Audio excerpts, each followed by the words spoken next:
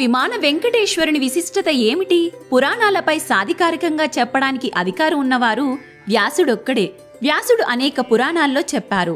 విమాన వెంకటేశ్వరుని దర్శనం తిరుమల గర్భాలయంలో ఉన్న మూలమూర్తి అంటే ధ్రువమూర్తి దర్శనం ఒక్కటే. ఇరువురు దర్శనం సమానమే.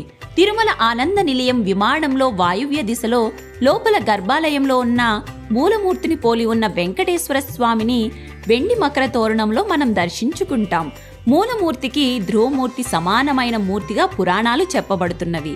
విమానంపై ఉన్న స్వామికి అంత విశిష్టత ఎందుకు అంటే, వ్యాసరాయుల వారి కాలంలో తిరుమలలో ఒక దారుణమైన సంఘటన జరిగిందట.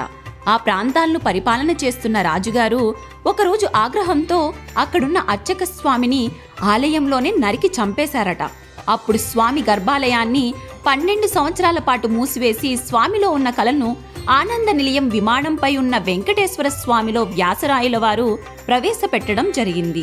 అప్పటి నుండి మూలమూర్తి స్థానంలో భక్తులకు విమాన వెంకటేశ్వర స్వామిని 12 సంవత్సరాల పాటు దర్శనం ఏర్పాటు చేశారు. ఆ తర్వాత వ్యాసరాయుల వారు 12 సంవత్సరాలు ఆలయంలో ఆరాధన చేసి తిరిగి స్వామివారి కలలు మూలమూర్తుల్లో ప్రవేశపెట్టారు. అందువల్ల ఆనంద నిలయం గర్భాలయంలో మూలమూర్తితో సమాన స్థానం విమాన వెంకటేశ్వరికి అంతటి విశిష్టత కలిగి ఉన్నది. ఓం నమో వెంకటేశాయ.